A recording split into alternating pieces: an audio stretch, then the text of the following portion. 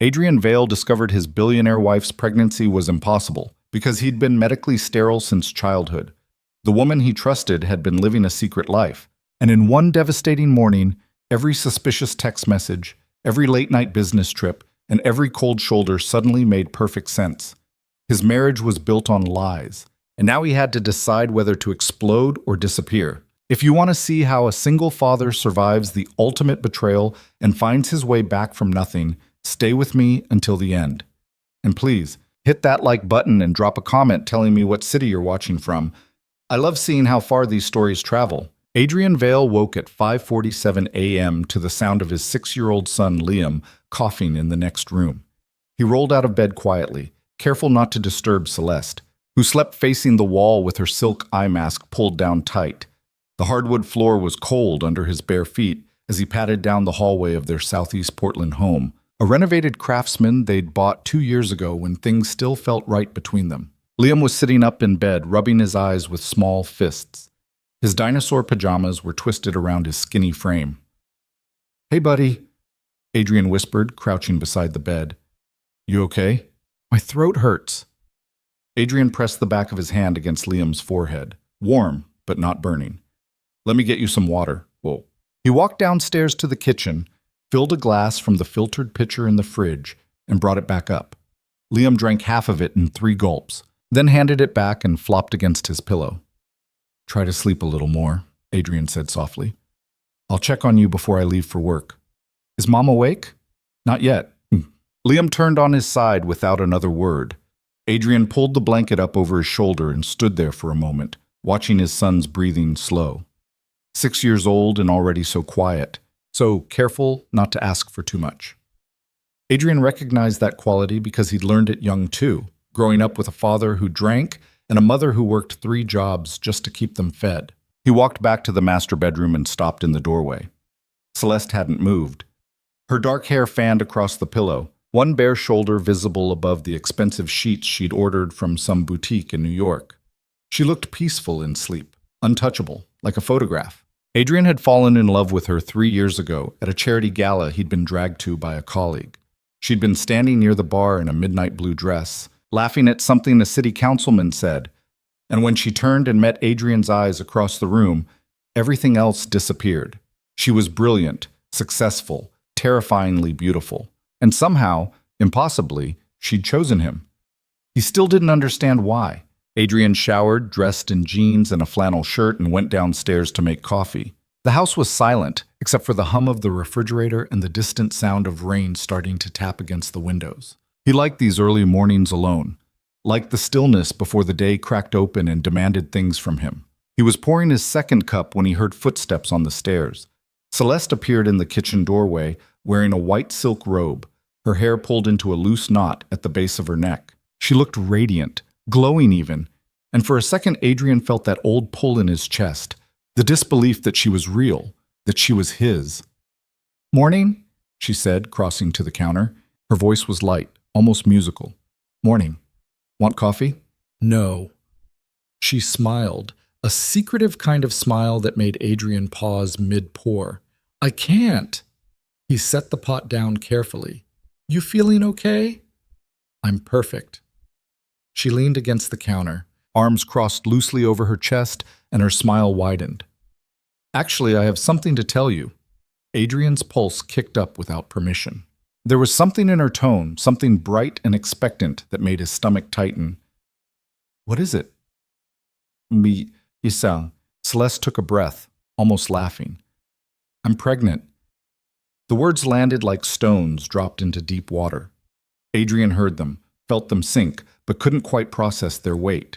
He stood there holding the coffee pot, staring at his wife, while the rain drummed harder against the glass.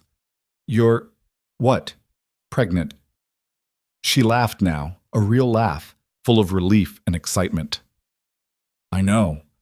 I can't believe it either. I took 3 tests yesterday just to be sure." Adrian set the coffee pot down because his hands were shaking. That's not possible." Her smile faltered.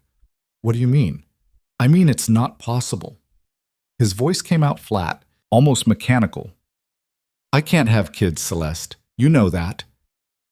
She blinked, confusion flickering across her face. "What are you talking about?" "I told you." He could hear his heartbeat now, a dull thud in his ears. "When we first started dating, I had mumps when I was 12. It caused complications. The doctor said I'd never be able to father children." Celeste's face went pale. Her mouth opened, closed. "You never—" "I did." Adrian's voice cracked. "I told you before we got married. You said it was fine. You said Liam was enough. I don't." She shook her head slowly, backing up a step. "Adrian, that doesn't make sense. Maybe the doctors were wrong. Maybe they weren't wrong." But he felt something cold spreading through his chest, something dark and final. "I'm sterile, Celeste. I have been since I was a kid." The kitchen went silent except for the rain. Celeste stared at him, her hand moving unconsciously to her stomach, and Adrian watched her face shift through a dozen emotions in the span of seconds. Shock, fear, guilt. Guilt. That's when he knew. "Who is he?" Adrian's voice barely rose above a whisper. "What? Who's the father?" "Adrian, you're not—" She stopped, her voice breaking. "You're not thinking clearly. This is a lot to process, I know. But who is he?"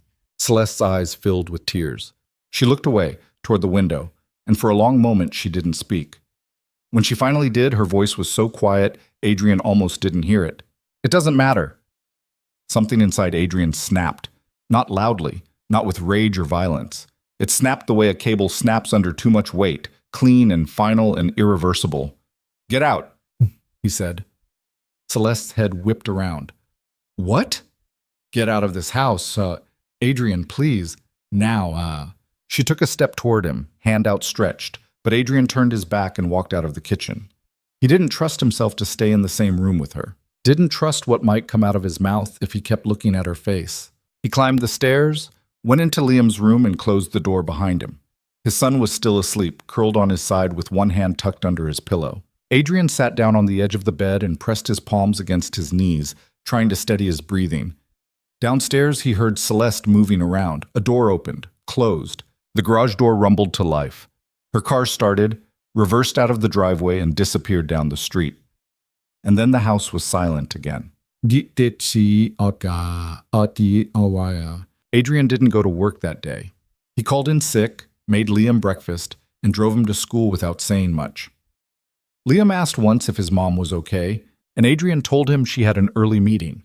It was easier than the truth. After drop-off, Adrian drove aimlessly through Portland's rain-soaked streets, past the bridges and the food carts and the old brick buildings he'd spent years learning to love. His phone buzzed repeatedly in the cup holder, texts from Celeste probably, or calls he wasn't ready to answer. He ended up at a coffee shop in Selwood, a quiet place with mismatched furniture and local art on the walls. He ordered black coffee and sat in the corner booth, staring at nothing. The waitress, a woman in her 50s with graying hair pulled into a braid, refilled his cup without asking. "Rough morning?" she asked. Adrian looked up. "Something like that." She nodded, like she understood, and moved on to the next table. Adrian pulled out his phone. 11 missed calls, 14 text messages. He scrolled through them slowly. "Celeste. Adrian, please. We need to talk." Celeste. "I know you're hurt, I understand, but shutting me out isn't going to help." Celeste. "Please just call me back." He deleted them all without responding. Then he opened his browser and searched for divorce attorneys in Portland. Wars. Over the next 2 weeks, Adrian moved through his life like a ghost. He went to work, picked Liam up from school, made dinners, helped with homework. He smiled when he needed to smile, nodded when people spoke to him, and kept everything locked down tight where no one could see it. Celeste tried to come home twice. The first time, Adrian refused to let her in. The second time, she used her key while he was at work and packed 3 suitcases worth of clothes. She left a note on the kitchen counter. "I'm staying at the Nines downtown. I'll give you space, but we have to talk eventually. For Liam's sake, if nothing else." Adrian crumpled the note and threw it away. His colleague at the architecture firm, Marcus, noticed something was wrong during a project meeting. "You good, man?" Marcus asked afterward, catching Adrian in the hallway. "Yeah, just tired." You sure? You look like hell. Adrian forced a smile. I'm fine. Just dealing with some stuff at home. Marcus didn't push, but Adrian could see the concern in his eyes. He appreciated it and resented it in equal measure. At night, after Liam went to bed, Adrian sat alone in the living room with the lights off and tried to make sense of what had happened. He replayed every moment of the past 3 years, every argument, every late night Celeste spent at the office, every time she'd pulled away when he tried to touch her. The signs had been there. He just hadn't wanted to see them. One night, sitting in the dark with a glass of whiskey he wasn't drinking, Adrian's phone buzzed with a new message. Not from Celeste this time. Unknown. Number. You don't know me, but I think you should. Meet me tomorrow at 2 p.m. Powell's Books, coffee shop section. Come alone. Adrian stared at the message for a full minute before typing back. Adrian. Who is this? The response came immediately. Unknown number. Someone who knows what your wife has been doing. Botis. Bulky. Adrian arrived at Powell's City of Books 15 minutes early. The place was massive, a full city block of new and used books stacked floor to ceiling, and the coffee shop sat tucked in one corner on the main level. He ordered an Americano he didn't want, and sat at a small table near the window, watching people browse the shelves. At exactly 2 p.m., a man walked in. Mid-40s, graying at the temples, expensive suit that didn't quite fit the casual atmosphere of a Portland bookstore. He spotted Adrian immediately and crossed the room with deliberate steps. Adrian Vale? Adrian nodded. The man sat down without asking permission. My name is Richard Klein. I'm a private investigator. Adrian's stomach dropped. I didn't hire you. Ich all I know. Someone else did. Richard pulled a manila folder from his briefcase and set it on the table between them. Your wife hired me 6 months ago to follow someone she thought was embezzling from her company. What does that have to do with me? Nothing. And everything. Richard pushed the folder toward Adrian. Open it. Adrian hesitated, then flipped the folder open. Inside were photographs, dozens of them. Celeste in a hotel lobby. Celeste getting into a car with a man Adrian didn't recognize. Celeste and the same man entering a restaurant, sitting close, laughing. Celeste kissing him outside a downtown condo building. Adrian's hands went numb. Who is he? Ichal. His name is Evan Holt, CFO, at a tech startup downtown. Married, 2 kids. Richard leaned back in his chair. Your wife hired me to investigate someone else, but I'm not an idiot. I saw what was happening. I thought you deserved to know. Why? Adrian's voice came out hoarse. Why would you tell me this? Richard's expression softened. Because I've been where you are. And nobody told me until it was too late. Adrian closed the folder carefully, like it might explode if handled wrong. How long? 8 months, give or take, maybe longer. Hard to say when it started. 8 months. Adrian tried to do the math in his head, tried to remember what 8 months ago looked like, but everything blurred together. Does she know you're here? Adrian asked. No, and I'd appreciate it if you didn't tell her. Richard stood, straightening his jacket. That folder is yours. Do whatever you want with it. But if you're smart, you'll get a lawyer before you do anything else. He walked out without another word. Adrian sat there for 20 minutes, staring at the closed folder on the table. Around him, people browsed books and sipped coffee and lived their normal lives, completely unaware that his was falling apart. Finally, he picked up the folder, walked out of the bookstore, and drove home. What? That night, after Liam was asleep, Adrian spread the photographs across the dining room table. He studied each one carefully, committing every detail to memory. The way Celeste smiled at Evan Holt, the way she leaned into him, the way her hand rested on his arm. She looked happy, happier than she'd looked with Adrian in months, maybe years. He picked up his phone and called the divorce attorney he'd contacted 2 weeks earlier. Mr. Vale, the attorney said, picking up on the second ring. I was hoping I'd hear from you. I'm ready to move forward, Adrian said quietly, but I need your help with something first. For the next month, Adrian played the part of a man trying to salvage his marriage. He answered Celeste's calls. He agreed to meet her for coffee. He listened while she cried and apologized and swore the affair was over, that it had been a mistake, that she loved him and wanted to fix things. He nodded. He said he needed time. He asked her to be patient. And while she waited, Adrian gathered every piece of evidence he could find. Bank statements showing cash withdrawals she couldn't explain, credit card receipts from hotels and restaurants, text messages she'd deleted but that still lived in the cloud backup he'd quietly accessed. His attorney was impressed. "This is good," she said during their third meeting. "Very good. Oregon is a no-fault divorce state, so infidelity won't affect the settlement much. But this kind of documentation helps if she tries to fight for custody or assets." "She won't fight for custody," Adrian said. "Liam isn't her biological son. She adopted him when we got married, but she never bonded with him. Not really." The attorney made a note. "And the pregnancy?" "All right. Bem. Bam." "Not mine." Adrian's voice was flat. "I have medical records proving I'm sterile. If she tries to claim otherwise, I'll demand a paternity test." "Understood." Adrian left the meeting feeling nothing. Not anger, not sadness, just a hollow, echoing emptiness where something vital used to be. 6 weeks after Celeste announced her pregnancy, Adrian filed for divorce. He had the papers delivered to her office downtown at 10 a.m. on a Tuesday, right in the middle of a board meeting. He knew the timing would humiliate her, knew it would hurt. He did it anyway. She called him 3 minutes later, her voice shaking with rage. "What the hell is this?" "It's a divorce petition." "Celeste, I thought that was obvious." "You couldn't even tell me to my face? Like you told me about Evan Holt." Silence. "Yeah," Adrian said quietly. "I know. I've known for a while." Her voice cracked. "Adrian, please, don't do this. It's already done." "We can fix this. I'll do anything." "There's nothing to fix." He hung up before she could say anything else. His hands were shaking. He sat down on the edge of his bed and pressed his palms against his knees, waiting for the adrenaline to fade. It didn't. Chat. The divorce moved faster than Adrian expected. Celeste didn't fight it. She signed the papers, agreed to the terms, and moved out of the state entirely within 3 months. She sent one email before she left. "I'm sorry, Adrian, for everything. I hope someday you can forgive me." He deleted it without responding. Liam took the separation hard. He didn't understand why Celeste was gone, why she didn't call or visit.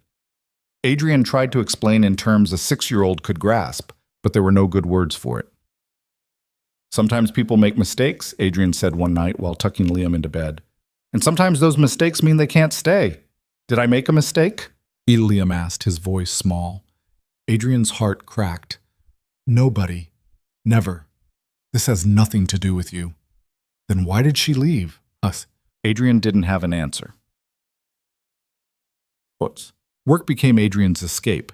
He took on a massive project, a community center for low-income families in North Portland, and threw himself into it with an intensity that bordered on obsession. He stayed late at the office, sketched designs at home, revised plans until his eyes burned.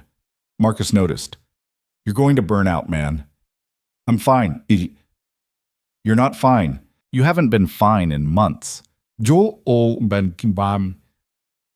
Adrian looked up from his drafting table. "What do you want me to say, Marcus? My wife cheated on me, got pregnant with another man's kid, and then left. I'm doing the best I can." Marcus softened. "I know, I'm just worried about you." "Don't be."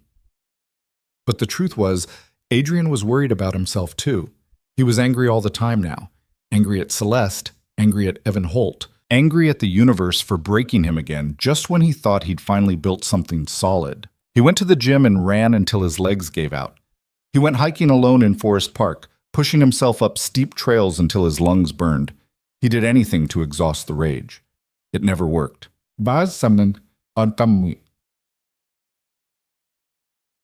4 months after the divorce was finalized, Adrian met Naomi Pierce. It wasn't romantic, not at first. She was the landscape architect assigned to work on the community center project, and their first meeting was contentious. She hated his initial design, said it didn't flow with the natural surroundings, that he was imposing structure where there should be harmony. "I'm an architect," Adrian said coolly. "Structure is kind of my job." "Ma." "And I'm a landscape architect," Naomi shot back. "Harmony is mine." They argued for an hour before finally agreeing to compromise. When the meeting ended, Adrian walked out feeling oddly energized. It had been months since anyone challenged him like that. Their second meeting went smoother. Naomi brought revised sketches that integrated her vision with his design, and Adrian had to admit, grudgingly, that she was right. The project looked better with her touch. "See?" she said, smiling. "Wasn't so hard to admit I'm brilliant, was it?" Adrian almost smiled back. Almost. They started meeting regularly to coordinate the project. Coffee shops, mostly, or walking tours of the construction site. Naomi was sharp, funny, unafraid to call Adrian out when he was being stubborn. She also didn't ask about his personal life, which he appreciated. One rainy afternoon, 6 weeks into the project, they sat in a food cart pod near the office, eating tacos and watching the rain. "So," Naomi said casually, "you ever going to tell me why you look like someone kicked your dog every time you think no one's watching?" Adrian looked at her. "That obvious? Only to people paying attention." He sighed. "Messy divorce." "Ah." She nodded like that explained everything. "Kids?" "One. My son, Liam. He's 7 now." "How's he handling it?" "Better than I am, probably." Naomi took another bite of her taco, chewing thoughtfully. "Divorce is brutal. I went through one about 5 years ago. No kids, but still. It rips you apart." Adrian hadn't expected that. "I'm sorry." "Don't be. Best thing that ever happened to me, honestly. Hurt like hell at the time, but looking back, I dodged a bullet." "You ever talk to him now?" "Nope, clean break. He moved to Seattle, I stayed here, and that was that." She crumpled her napkin and tossed it in the trash. "Took me about 2 years to stop being angry, though. That's the hard part. Letting go of the anger." Adrian stared down at his half-eaten taco. "Yeah. You'll get there," Naomi said quietly. "Just takes time." Over the following months, Adrian and Naomi's professional relationship shifted into something closer to friendship. They grabbed lunch between meetings, texted each other design ideas at odd hours, met up on weekends to hike Forest Park or explore new trails in the gorge. Naomi was easy to be around. She didn't demand anything from Adrian, didn't push him to talk about things he wasn't ready to discuss. She just existed beside him, steady and real and uncomplicated. One Saturday in late spring, they hiked up to Angel's Rest, a brutal climb that left them both breathless and sweating by the time they reached the summit. They sat on the rocks overlooking the Columbia River, passing a water bottle back and forth. "You ever think about starting over?" Naomi asked suddenly. Adrian glanced at her. "What do you mean?" "I don't know, just leaving, going somewhere new, reinventing yourself." "I've got Liam. Can't just pick up and leave." "Fair." She pulled her knees up to her chest, resting her chin on them. "I think about it sometimes, though. What it would be like to just disappear. Start fresh where nobody knows your history. Sounds lonely." "Maybe." She smiled a little. "Or maybe it sounds like freedom." They sat in silence for a while, watching hawks circle above the river. Adrian felt something shift inside him, something small and fragile, like the first crack in a frozen lake. "I don't know if I'm ready for freedom yet," he said quietly. Naomi looked at him. "That's okay. It'll wait." By the time autumn arrived, the community center was nearly finished. Adrian walked through the half-built structure one evening after the crew had left, admiring the way light filtered through the high windows, the way the space felt open and welcoming. This project had saved him. He knew that now. Naomi found him standing in the main hall, hands in his pockets, staring up at the ceiling. "Looks good," she said, coming to stand beside him. "Yeah, it does." "You should be proud." "I am." He hesitated. "Thanks for everything. I know I haven't been the easiest person to work with." Naomi laughed. "That's an understatement." Adrian smiled, a real smile this time. "I mean it. This project, these past few months, I don't think I would have made it without you." She looked at him for a long moment, something unreadable in her expression. Then she reached out and squeezed his hand briefly before letting go. "You would have made it," she said, "but I'm glad I was here anyway."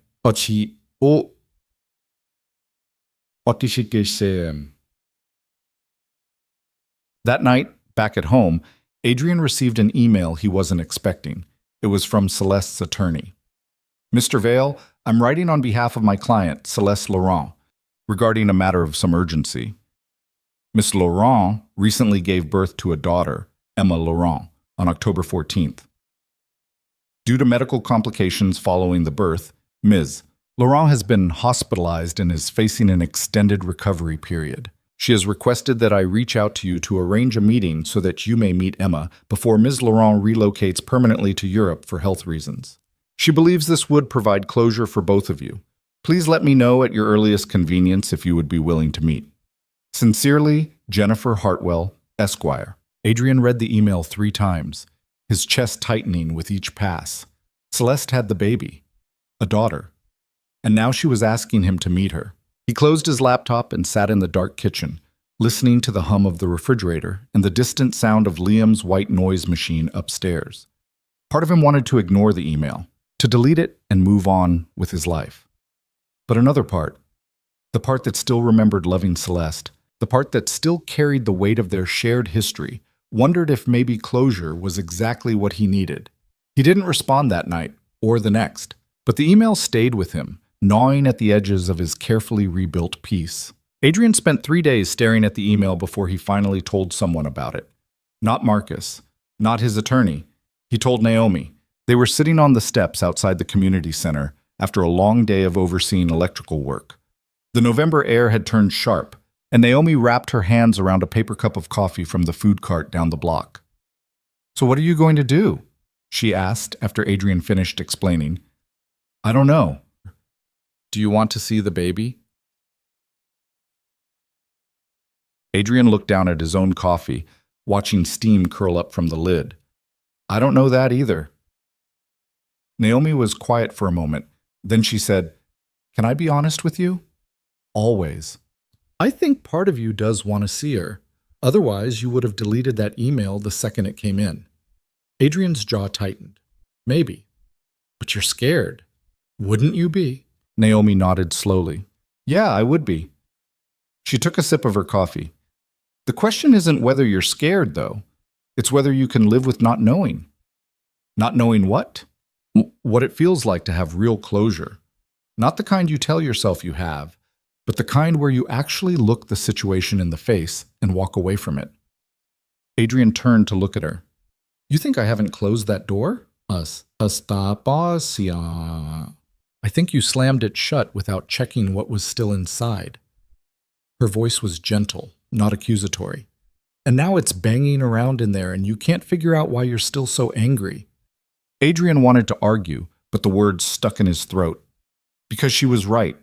He was still angry, still woke up some mornings with his fists clenched and his chest tight, still caught himself thinking about Celeste and Evan Holt and wondering if they'd ever felt guilty for what they'd done. "What if seeing her makes it worse?" Adrian asked quietly. "Then it makes it worse, but at least you'll know." They sat in silence as the sun dipped behind the buildings, turning the sky orange and purple. Around them, Portland went about its evening routine. Cars passing, people walking dogs, the distant sound of a siren somewhere to the east. Finally, Adrian said, "I'll think about it." Naomi smiled a little. "That's all you can do." That night, after Liam went to bed, Adrian sat at his laptop and typed out a response to Celeste's attorney. He wrote 4 different versions, deleted 3 of them, and finally settled on something short and non-committal. "Ms. Hartwell, I received your email. I need some time to consider your client's request. I'll be in touch within the week. Adrian Vale." He hit send before he could second-guess himself, then closed the laptop and poured himself 2 fingers of whiskey he knew he wouldn't finish. The response came the next morning. "Mr. Vale, thank you for your prompt reply. Miss Laurent understands this is a difficult request and appreciates your willingness to consider it. Please don't hesitate to reach out if you have any questions. Sincerely, Jennifer Hartwell." Adrian deleted the email and tried to focus on work. The community center was entering its final phase, finishing touches, inspections, punch list items that needed addressing before the grand opening in January. He buried himself in details, measuring door frames and checking paint colors and arguing with contractors about fixtures. It didn't help. Every quiet moment, every drive home, every night after Liam fell asleep, the question came back. Should he meet Emma? Should he give Celeste the closure she was asking for? Or should he protect himself and say no? Marcus cornered him during lunch one afternoon, sliding into the booth across from Adrian at their usual sandwich shop. "You look like hell," Marcus said without preamble. "Thanks. I'm serious. You've been off for days. What's going on?" Adrian pushed his sandwich around on the plate. Celeste had the baby. Marcus's eyebrows shot up. "When?"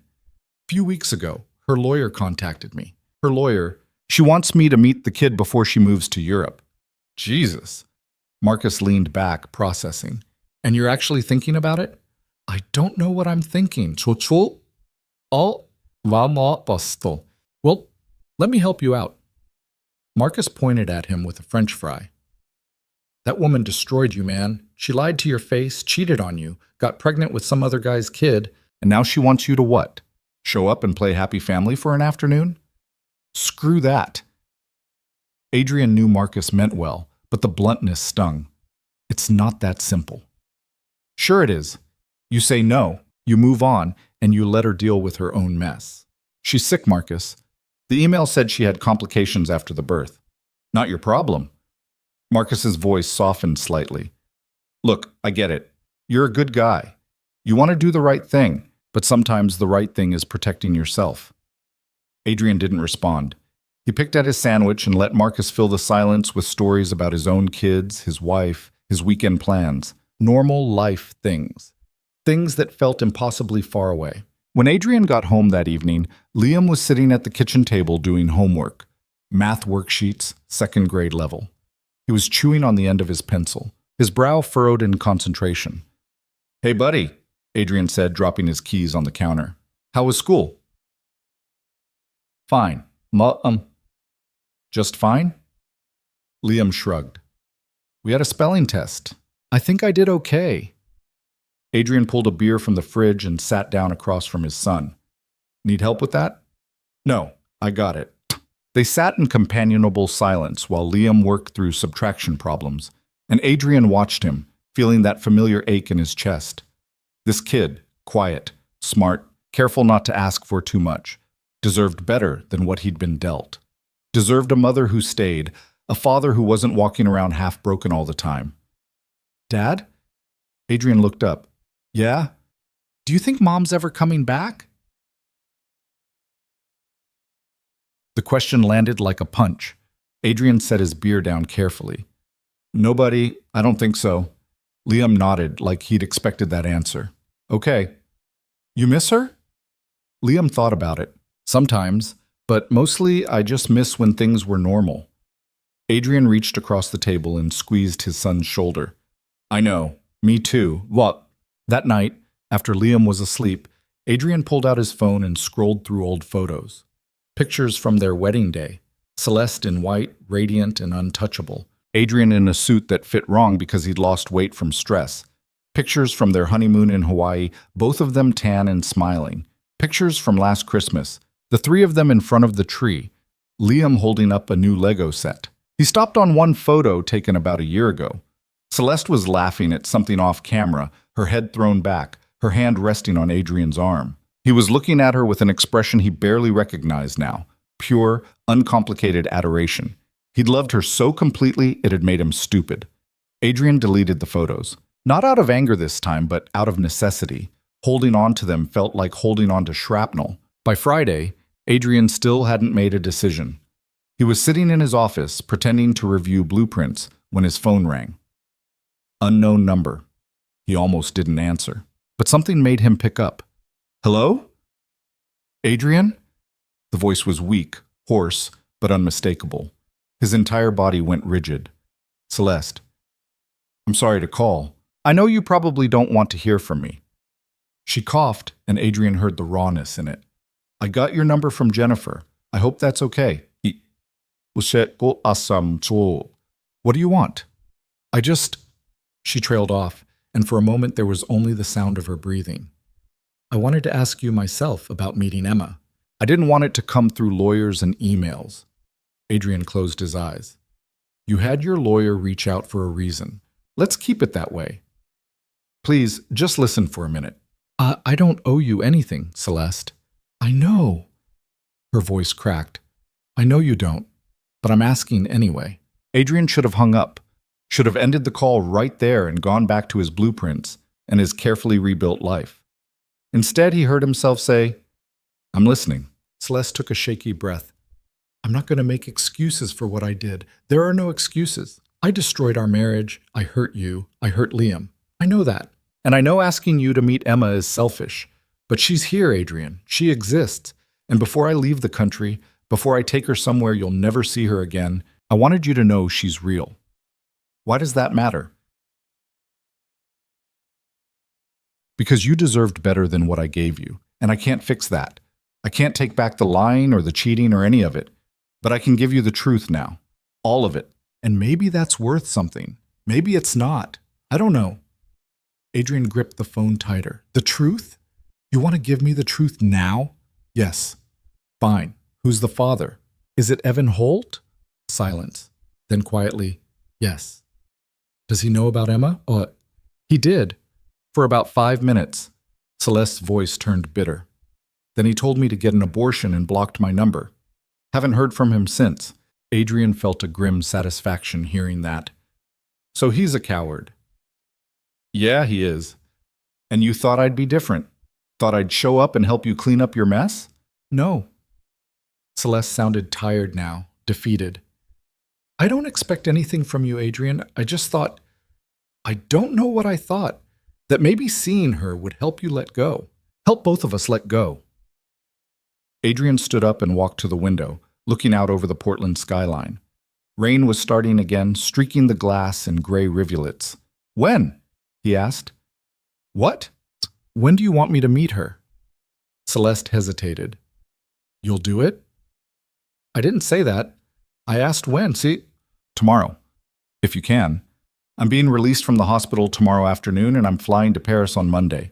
So tomorrow is really the only time. Where? My apartment, downtown. I can text you the address. Adrian closed his eyes. This was a mistake.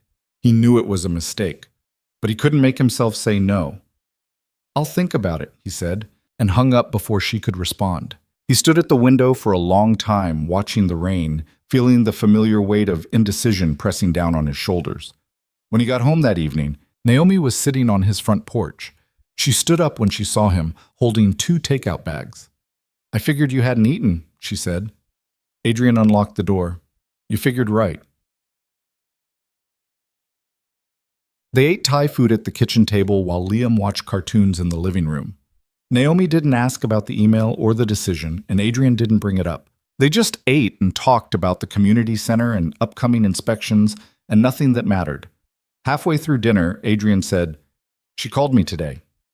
Naomi looked up. Celeste? Yeah. What did she say? Adrian set down his fork. She asked me again, to meet the baby. Said it was her last chance before she leaves the country. And I told her I'd think about it. He rubbed his face with both hands.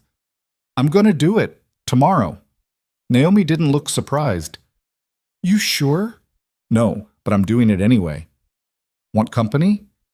Adrian looked at her. What? Want me to come with you? Not into the apartment or anything, but I could drive you there, wait in the car, just in case you need someone after. The offer caught Adrian off guard.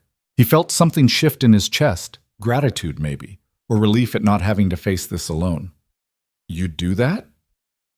Of course. Adrian nodded slowly. Okay, yeah, that would be good. The next morning, Adrian dropped Liam off at his mother's house for the day. She lived in Beaverton, a small ranch-style place she'd bought after Adrian's father died. She hugged Liam tight and looked at Adrian with knowing eyes. You okay? She asked. Yeah, Ma. Just got some stuff to take care of. This about Celeste? Adrian should have known she'd figure it out. His mother had always been too perceptive for her own good. Yeah. She squeezed his arm. Be careful. I will. Naomi picked him up at noon. She was driving a beat-up Subaru Outback with Oregon Ducks bumper stickers and a bike rack on top. Adrian climbed into the passenger seat and gave her the address. They drove in silence through downtown Portland, past Powell's and the food carts and the Burnside Bridge. Celeste's apartment was in the Pearl District, a luxury high-rise with a doorman and marble floors. Naomi pulled up to the curb and put the car in park. "You ready?" "No, Ishmael." She smiled. "Good. That means you're paying attention." Adrian unbuckled his seatbelt but didn't move. "What if I can't do it? What if I get up there and just fall apart?" "Then you fall apart. And then you get back in this car and we'll go get coffee or something. But you won't know unless you try." Adrian nodded. He opened the door and stepped out onto the sidewalk, feeling the cold November air bite at his face. "Adrian?" He turned back. Naomi was leaning across the passenger seat, looking at him with an expression he couldn't quite read. "Whatever happens up there," she said, "it doesn't change anything. You're still you. You're still whole. Don't forget that." "Thanks," Adrian said, and meant it. He walked into the building, gave his name to the doorman, and took the elevator to the 12th floor. The hallway was quiet, expensive-looking, with soft lighting and abstract art on the walls. He found Celeste's apartment and stood outside the door for a full minute before knocking. Celeste answered. She looked terrible, pale, thin, dark circles under her eyes. She was wearing yoga pants and an oversized sweater, and her hair was pulled back in a messy bun, nothing like the polished, powerful woman he'd married. "Hi," she said quietly. "Hi." She stepped back, holding the door open. "Come in." The apartment was small but pristine, all white walls and modern furniture. A bassinet sat near the window, and Adrian could see a tiny bundle inside it. Celeste followed his gaze. "She's sleeping. She usually sleeps after her noon feeding." Adrian didn't move from the entryway. "How are you feeling?" "Better than I was. The doctor said I'll make a full recovery, but it'll take time." She wrapped her arms around herself. "Can I get you anything? Water? Coffee?" "No, I'm fine." An awkward silence settled between them. Adrian looked around the apartment, anywhere but at Celeste or the bassinet. Finally, she said, "Do you want to see her?" Las maori masui. Adrian's throat tightened. "I don't know." "That's okay. You don't have to." But he did. That's why he was here. He walked slowly across the room and looked down into the bassinet. Emma was tiny, impossibly small, with a tuft of dark hair and skin so pale it looked translucent. She was sleeping on her back, one fist curled near her face, her chest rising and falling in tiny breaths. Adrian felt something crack inside him. Not anger this time. Something else. Something he didn't have words for. "She looks like you," he said. Celeste came to stand beside him. "You think so?" "Yeah." They stood there together, looking down at the sleeping baby, and for a moment it felt like stepping back in time. Like they were still married, still whole, still capable of building something together. Then Emma stirred, made a small sound, and the illusion shattered. Celeste picked her up carefully, cradling her against her chest. Emma's eyes opened, dark blue, unfocused, and she yawned. "Do you want to hold her?" Celeste asked. "No." Celeste nodded, not pushing. She sat down on the couch, rocking Emma gently. Adrian stayed standing, keeping distance between them. "Why did you do it?" Adrian asked suddenly. Celeste looked up. "What?" "Why did you cheat? Why did you risk everything we had for someone who didn't even care about you?" Celeste's eyes filled with tears. "I don't know. I've asked myself that question every day since you left, and I still don't have a good answer. Try." She took a shaky breath. "I think I was scared of how much I loved you, of how much you needed me to be perfect. I never asked you to be perfect. You didn't have to. I saw the way you looked at me, like I was this untouchable thing, and I knew I couldn't live up to it." She wiped her eyes with one hand, still holding Emma with the other. "And Evan, he didn't look at me like that. He looked at me like I was human, flawed, breakable, and that felt safer somehow." Adrian felt anger rising in his chest again. Adrian felt, "So you destroyed our marriage because I loved you too much?" "No. I destroyed our marriage because I'm a coward who didn't know how to tell you I was drowning." The words hung in the air between them.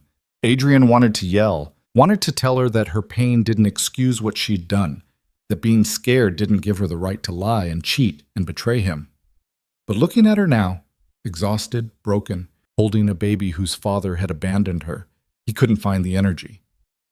"I'm sorry," Celeste whispered. "I'm so sorry, Adrian, for all of it." Adrian turned away, walking to the window. Outside, Portland stretched out gray and wet under November clouds. Somewhere down there, Naomi was waiting in her Subaru, probably reading a book or listening to music. "I should go, John," Adrian said. "Okay." He walked to the door, then stopped with his hand on the knob. Without turning around, he said, "I hope you find whatever it is you're looking for in Paris, Adrian, and I hope Emma grows up happy. I really do." He left before Celeste could respond, taking the elevator down to the lobby and walking out into the cold afternoon air. Naomi saw him coming and unlocked the car door. Adrian climbed in, buckled his seatbelt, and stared straight ahead. "You okay?" Naomi asked gently. "Drive." She pulled away from the curb without another word.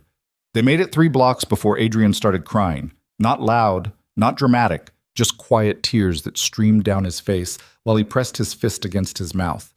Naomi didn't say anything. She just drove, and when they hit a red light, she reached over and squeezed his hand briefly before letting go. They ended up at a coffee shop in Selwood, the same one Adrian had gone to months ago after everything first fell apart. Naomi ordered them both black coffee, and they sat in the corner booth, not talking. Finally, Adrian said, She apologized. "How'd that feel?" "Empty." He stared down at his coffee, like she was apologizing to make herself feel better, not because it would actually change anything. Probably true. "I held it together, though. I didn't yell, didn't fall apart." "That's good." Adrian looked up at Naomi. "Is it?" "Because I don't feel good. I feel like I just let her off the hook." "You didn't let her off the hook. You just didn't set yourself on fire to keep her warm." Naomi leaned back in her seat. "There's a difference." They sat in silence for a while. Then Adrian said, "Thank you for today, for being there." "Anytime." "I mean it. I don't think I could have done that alone." Naomi smiled. "Sure you could have, but I'm glad you didn't have to." Adrian picked up his coffee and took a sip. It was bitter, too strong, but he drank it anyway. Around them, the coffee shop hummed with weekend energy. Students studying, couples talking, a guy in the corner playing guitar. Normal life, the kind Adrian was slowly learning to build for himself. "You know what's weird?" Adrian said after a while. "What?" "I thought seeing her would make me angrier, but mostly I just feel sad. For her, for Emma, for all of it." "Oh, boy, that's not weird. That's growth." "Feels like grief." "It is grief. You're grieving the life you thought you'd have. That's normal."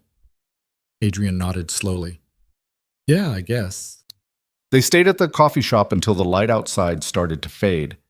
Then Naomi drove Adrian back to his place, pulling up in front of the house he'd bought after the divorce, a small bungalow in Selwood with a yard for Liam to play in.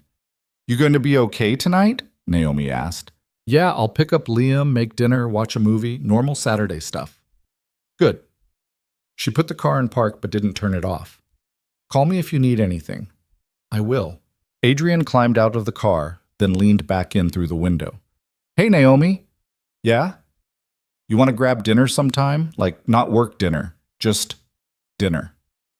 Naomi smiled, a real smile that reached her eyes. "You asking me on a date, Vale?" "Maybe. Is that weird?" "Little bit, but I'll say yes anyway." "Yeah?" "Yeah, give me a call next week. We'll figure it out." Adrian felt something warm spread through his chest, something he hadn't felt in a long time. Hope, maybe, or just the possibility of it. "Okay," he said. "I will." He watched Naomi drive away, then walked up to his front porch and sat down on the steps. The evening air was cold, crisp, smelling like rain and wet leaves. He pulled out his phone and looked at the last message from Celeste's attorney still sitting in his inbox. He deleted it. Then he blocked Celeste's number, blocked her attorney's number, and deleted every trace of her contact information from his phone. It felt final, heavy, but also strangely freeing. Adrian stood up, brushed off his jeans, and went inside to start making dinner for his son. The weeks that followed blurred together in a way Adrian found both disorienting and strangely comforting. He settled into routines, morning coffee before Liam woke up, school drop-offs, hours at the office refining the community center details, evenings spent helping with homework and making dinners that usually involved too much pasta and not enough vegetables. Normal things, ordinary things, the kind of life he'd been building in pieces for months, except now it felt less like survival and more like actually living. He called Naomi on Tuesday, 3 days after their conversation in her car. They made plans for Friday night, nothing fancy, just dinner at a Vietnamese place in southeast Portland that Naomi claimed made the best pho in the city. "You've clearly never been to Pho Oregon on 82nd, Adrian said when she told him. "Want to bet?" "I'm not betting against someone who looks that confident." Naomi laughed. "Smart man." Friday came faster than Adrian expected. He dropped Liam off at his mother's house for a sleepover, went home and stood in front of his closet for 15 minutes trying to figure out what to wear on a date with someone who'd already seen him covered in construction dust and sweat. He settled on jeans and a button-down shirt, nothing too formal, then checked his reflection in the bathroom mirror and wondered when he'd started caring about this stuff again. He picked Naomi up at 7. She lived in a small apartment in Hawthorne, above a vintage clothing store that had been there since the 70s. She came down the stairs wearing a green dress that brought out the color in her eyes, her hair loose around her shoulders instead of pulled back in the ponytail she usually wore to work sites. "You look nice," Adrian said, and immediately felt stupid for how inadequate the words sounded. "Thanks. You clean up pretty well yourself." She climbed into his truck, a beat-up Ford Ranger he'd bought used after the divorce, and buckled her seatbelt. "So where's this magical faux place you're taking me to?" "I thought we were going to your place." "We are. But you made a claim about 82nd, so now we have to test it." Adrian grinned despite himself. "You want to compare Fio restaurants?" "I want to prove you wrong. There's a difference." They ended up at both places. First Naomi's spot in Southeast, then the one Adrian had mentioned, sitting at each restaurant just long enough to order a bowl and taste it before declaring a verdict. Naomi admitted Adrian's pick was better, but only barely, and only after making him promise not to gloat about it. "I'm going to gloat a little," Adrian said as they walked back to his truck. "I knew you would." "Can't help it. Winning feels good." Naomi shoved him lightly with her shoulder. "It's pho, not the lottery." "Still counts." They drove to the waterfront and walked along the Willamette River, past joggers and cyclists and people walking dogs. The November air had turned sharp and clear, and the city lights reflected off the water in fractured gold lines. Adrian shoved his hands in his pockets and tried to remember the last time he'd done something like this. Just walked with someone. No agenda, no pressure, just existing in the same space. "Can I ask you something?" Naomi said after a while. "Sure. How are you really doing, with everything that happened last weekend?"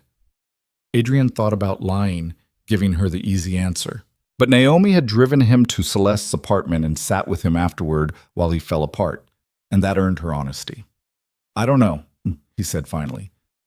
"Some days I feel like I'm past it, like I've moved on and built something new. And then other days I wake up angry all over again, like it just happened yesterday. That's normal, is it?" "Yeah, grief isn't linear, neither is healing." She looked out at the river. "When my ex and I split up, I spent 6 months telling everyone I was fine. And I believed it, mostly. Then one day I was at the grocery store and I saw his favorite cereal on the shelf. And I just lost it. Stood there crying in the cereal aisle like a lunatic." Adrian smiled despite the heaviness of the conversation. "What kind of cereal?" "Cap'n Crunch, the peanut butter kind." "That's a solid choice." "I know. Made it worse somehow." She shook her head. "My point is, you're allowed to have bad days. You're allowed to still be angry. It doesn't mean you're not healing." They walked in silence for a while. Then Adrian said, "I keep thinking about Emma." "The baby." "Yeah. I wonder if she's okay. If Celeste is managing. If they made it to Paris." He kicked at a loose stone on the path, which is stupid, right? It's not my problem, not my responsibility. It's not stupid, it's human. Feels stupid. Naomi stopped walking and turned to face him. "You know what I think?" "What?" "I think you're a good person who got hurt by someone who didn't deserve you." And I think you're scared that if you stop caring about what happens to them, it means you've become someone hard and cold. But that's not how it works. Adrian looked at her. This woman he'd known for less than a year, but who somehow understood him better than people he'd known his whole life. How does it work then? You get to care about them and still choose yourself. Those things aren't mutually exclusive. She started walking again, and Adrian fell into step beside her. You saw Emma, you heard Celeste out. You gave them both closure. That's more than most people would have done. Now you get to walk away and not feel guilty about it. And if I still feel guilty, then you feel guilty. But you keep walking anyway. They made it back to Adrian's truck around 10. He drove Naomi home, pulled up outside her apartment, and put the car in park. Neither of them moved to get out. I had a good time tonight, Naomi said. Yeah, me too. We should do it again. Definitely. Naomi reached for the door handle, then paused. Can I ask you something else? Sure. Are you ready for this? For dating, I mean. Because if you're not, that's okay. I'd rather know now than 6 months from now, when I'm in too deep. Adrian appreciated the directness. It was one of the things he liked about her. No games, no pretense, just honest questions that demanded honest answers. I don't know if I'm ready, he admitted. But I want to try. Does that count? Naomi smiled. Yeah, that counts. She leaned across the console and kissed him. Brief, soft, nothing demanding. Then she pulled back, squeezed his hand once, and climbed out of the truck. Adrian sat in his car and watched her walk up the stairs to her apartment. His phone buzzed in his pocket. He pulled it out expecting a text from his mother about Liam, but it was an email notification instead. From Celeste's attorney. His stomach dropped. He stared at the notification for a long moment before opening it. Mr. Vale, I'm writing to inform you that my client, Celeste Laurent, passed away on November 18th due to complications from a pulmonary embolism. Funeral arrangements are being handled by her family in France. Additionally, I've been asked to contact you regarding her daughter, Emma Laurent. Miss Laurent will designate her sister, Rachel Laurent, as Emma's legal guardian. Rachel Laurent currently resides in Colorado and will be taking custody of the child. Miss Laurent left a letter for you, which I'm attaching to this email per her instructions. My condolences for your loss. Sincerely, Jennifer Hartwell, a Scrouch. Adrian read the email 3 times, each pass making it feel less real. Celeste was dead. The woman he'd loved, married, divorced, and tried desperately to stop thinking about was gone. He sat in his truck outside Naomi's apartment with the engine running and his hands gripping the steering wheel, trying to process what he was feeling. Sadness, yes, but also guilt, anger, relief, confusion. All of it tangled together into something he couldn't name. Finally, he opened the attachment. It was a scanned letter, handwritten in Celeste's careful script. Adrian, if you're reading this, then I'm gone. I'm writing this from the hospital 2 days after you came to see Emma. The doctors say I'm improving, but I don't trust my body anymore. It's failed me too many times already. I don't expect you to forgive me. I don't even expect you to care that I'm dead. But I wanted you to know that seeing you again, even for that brief moment, reminded me of who I used to be before I became someone I didn't recognize. You deserved so much better than what I gave you. Emma will be taken care of. My sister Rachel is a good person, far better than me, and she'll raise Emma with the kind of love and stability I could never provide. I've made sure they're financially secure. That's the one thing I got right. I hope you find happiness, Adrian. Real happiness, the kind that doesn't come with conditions or compromises. You've always been too good for this world, and I'm sorry I tried to dim that light in you. I'm sorry for everything. Celeste. Adrian sat in the truck reading the letter until the words blurred. Then he put his phone in his pocket, drove home, and sat in his dark living room until 3 a.m, not thinking, not crying, just existing in the heavy silence of grief. He didn't call anyone. Didn't text Naomi or Marcus or his mother. He just sat there, alone with the weight of it, until exhaustion finally pulled him under. The next morning, Adrian woke on the couch fully clothed with a headache pounding behind his eyes. Sunlight streamed through the windows, too bright, too cheerful for how he felt. He checked his phone. 9:30. 3 missed calls from his mother. He called her back. Adrian, thank goodness, I was getting worried. His mother's voice was sharp with concern. Liam's been asking for you. Are you coming to get him? Yeah, sorry, I'll be there in an hour. You sound terrible. Are you sick? Oh, no, Ma. Just didn't sleep well. Adrian, I'm fine. I'll see you soon. He hung up before she could press further. Then he showered, changed clothes, and drove to Beaverton on autopilot. His mind still stuck on Celeste's letter. His mother knew something was wrong the second she opened the door. She looked at his face, then at Liam playing in the living room, and stepped out onto the porch, pulling the door mostly closed behind her. What happened? She asked quietly. Celeste died. His mother's expression shifted, surprise then something softer. When? A few days ago. I just found out last night. I'm sorry, honey. Adrian shrugged, like it didn't matter, even though they both knew it did. It is what it is? You going to the funeral? It's in France. I wasn't invited. His mother studied his face for a long moment. Then she pulled him into a hug, the kind of hug she used to give him when he was a kid and the world felt too big and too hard. Adrian stood there stiffly at first, then let himself lean into it, just for a second. You're allowed to grieve her, his mother said quietly, even after everything she did. You're allowed to feel sad. I know. Do you? Adrian pulled back. I don't want to talk about it, Ma. Okay, but when you do, I'm here, us. Liam came running out then, backpack bouncing on his shoulders. Dad, Grandma made pancakes, and we watched a movie about dinosaurs and… Slow down, buddy. Adrian ruffled his son's hair. Tell me in the car. The drive home was filled with Liam's enthusiastic recap of his sleepover, and Adrian was grateful for the distraction. He made the appropriate sounds at the right moments, asked follow-up questions, and tried to focus on his son's happiness instead of the hollow ache in his chest. When they got home, Adrian's phone rang. Naomi.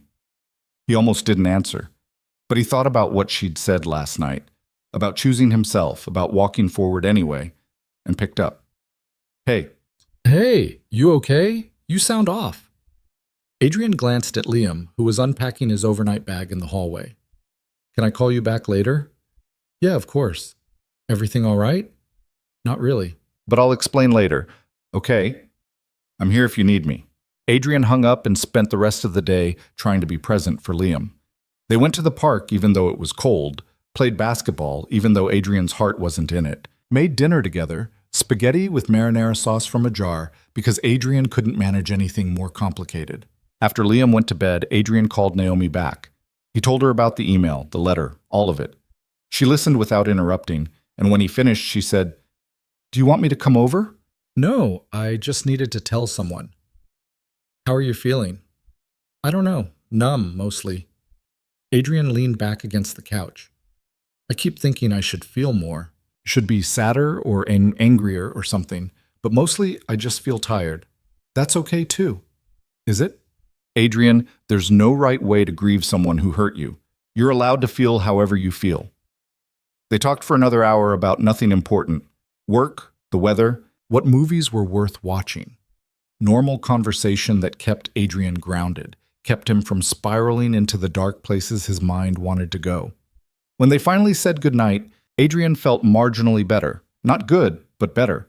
Like maybe he could survive this too. The next week passed in a haze. Adrian went to work, picked up Liam from school, made dinners, and kept moving forward because stopping felt too dangerous. The community center project entered its final inspection phase, which meant long days coordinating with contractors and city officials and putting out small fires that threatened the January opening. Marcus pulled him aside during a site visit on Wednesday. You've been quiet lately, Marcus said. More than usual, sais. Verbal e ditsteo. Just focused on getting this done. It's more than that. Marcus crossed his arms. Talk to me. Adrian didn't want to, but Marcus had been his friend for years, had stood by him through the divorce and its aftermath, and deserved honesty. Celeste died, Adrian said quietly. Marcus's eyes widened. What? When? Last week. Complications from the birth. Ah, Jesus, man, I'm sorry. Don't be. She made her choices. Still, that's heavy. Marcus was quiet for a moment. How's Liam taking it? I haven't told him yet. Why not? Because she left before he could really bond with her. Telling him she's dead feels like making him grieve someone he barely knew. Adrian rubbed his face. I don't know. Maybe I'm wrong. There's no rule book for this stuff. You do what feels right. That night, Adrian sat Liam down after dinner. They were at the kitchen table, Liam working on a drawing of a T-Rex fighting a Triceratops. Hey buddy, I need to talk to you about something. Liam looked up, immediately wary. What? It's about Celeste. Mom? Adrian winced at the word even though it was technically accurate. Yeah, she was sick after the baby was born, and she didn't make it. Liam's forehead wrinkled in confusion. What do you mean? She died, Liam. I'm sorry. Liam stared at him for a long moment, processing. Then he said, Oh. That was it. Just oh. Are you okay? Adrian asked. Liam shrugged. I guess. I didn't really know her anymore. I know, but it's still sad. Yeah. Liam went back to his drawing. Is the baby okay? Emma? Yeah. She's with Celeste's sister in Colorado. She'll be taken care of. That's good. Adrian watched his son color in the T-Rex with careful precision, seemingly unbothered by the news. Part of him was relieved that Liam wasn't devastated, that the conversation had gone easier than expected. But another part worried that this lack of reaction meant something darker, some kind of emotional damage Adrian hadn't noticed. You know you can talk to me, right? Adrian said. About anything, even if it's sad or confusing. Liam looked up. I know, Dad. Okay, good. They finished dinner in comfortable silence, and Adrian tried to tell himself that maybe kids were just more resilient than adults gave them credit for. Maybe Liam really was okay. That Friday, Naomi came over for dinner. She brought wine and helped Adrian make chicken tacos while Liam did homework at the table. It felt domestic in a way that made Adrian's chest tight. Not bad tight, just unfamiliar, like trying on clothes that almost fit but not quite. After Liam went to bed, Adrian and Naomi sat on the back porch with their wine, wrapped in blankets against the cold. The neighborhood was quiet except for the distant sound of traffic on McLaughlin Boulevard. Thanks for coming over, Adrian said. Thanks for inviting me. I wasn't sure if it was too soon. For you to be here, I mean. With Liam. Naomi smiled. You worried I'm going to scare him off? No. Worried he's going to scare you off. Not possible. I like him. Yeah? Yeah, he's a good kid. Quiet like you, but good. They sat in comfortable silence for a while. Then Naomi said, Can I ask you something? Always. What do you want? Long term, because I need to know if we're on the same page. Adrian appreciated the directness even as it made him nervous. Honestly? Honestly. I want something real, something stable. I don't need perfect or passionate or any of that fairy tale stuff. I just want someone who shows up and stays. He looked at her. What about you? Same. I'm too old for drama. Too tired for games. I just want someone who makes life better, not harder. Think we can do that for each other? Naomi reached over and took his hand. I think we can try. The following weeks settled into a rhythm that felt almost normal. Adrian and Naomi saw each other a few times a week. Dinners, hikes, movie nights with Liam. The community center opened in mid-January to a crowd of families and local politicians and reporters from the Oregonian. Adrian stood in the back of the main hall during the ribbon-cutting ceremony and felt something unfamiliar, pride maybe, or just relief that he'd actually finished something good. Marcus found him afterward, grinning. Not bad for a guy who could barely function 6 months ago. Thanks for the vote of confidence. I'm serious, man. This place is incredible. You should be proud. Adrian looked around at the families exploring the building, kids running through the gym, parents checking out the community kitchen and reading room. Yeah, I guess I am. Naomi appeared beside him, slipping her hand into his. You ready to get out of here? More than ready. They left the celebration early and drove to the coast, just the two of them, spending the weekend in a rental house in Cannon Beach. They walked the shoreline at low tide, ate overpriced seafood, and talked about the future in vague, hopeful terms. On their last night there, sitting on the deck watching the sun set over the Pacific, Naomi said, "I love you." Adrian looked at her, surprised. "Yeah? Yeah, just thought you should know." "I love you too," Adrian said, and meant it. It wasn't the desperate, all-consuming love he'd felt for Celeste. It was quieter than that, steadier. The kind of love that felt like coming home after a long day, like safety instead of freefall. They drove back to Portland on Sunday evening, and Adrian dropped Naomi off at her apartment before heading home. He found Liam asleep on the couch, his grandmother sitting in the armchair reading a book. "How was the coast?" she asked, looking up. "Good, really good." His mother studied his face. "You look happy." "I am, I think. It's about time." She stood, gathering her things. "Naomi seems like a good person." "She is. Don't mess it up," Adrian smiled. "I'll try not to." After his mother left, Adrian carried Liam upstairs to bed, then sat in his own room staring at the ceiling. He thought about Celeste's letter, about Emma growing up in Colorado, with an aunt she'd never know wasn't her mother. He thought about the community center and the families it would serve. He thought about Naomi and the life they were building together, careful and slow. He thought about how much had changed in a year, how much he'd lost and found and rebuilt from nothing. It wasn't perfect. He still woke up some mornings angry, still caught himself thinking about what might have been if Celeste hadn't lied, if Evan Holt had been a better man, if any of it had gone differently. But he was learning to live with the imperfection, learning that healing didn't mean forgetting or forgiving or any of those clean, simple things people talked about. It just meant waking up and choosing to keep going anyway. Adrian turned off the light and closed his eyes, and for the first time in a long time, he fell asleep without the weight of grief pressing down on his chest. Spring arrived in Portland the way it always did. Slowly, tentatively, like it wasn't sure it was welcome yet. The rain lightened from relentless downpour to intermittent drizzle. Cherry blossoms appeared on the trees along the streets, and people started emerging from their winter hibernation to sit at outdoor cafes and walk dogs in the parks. Adrian had been with Naomi for 4 months now, and they'd fallen into a rhythm that felt sustainable.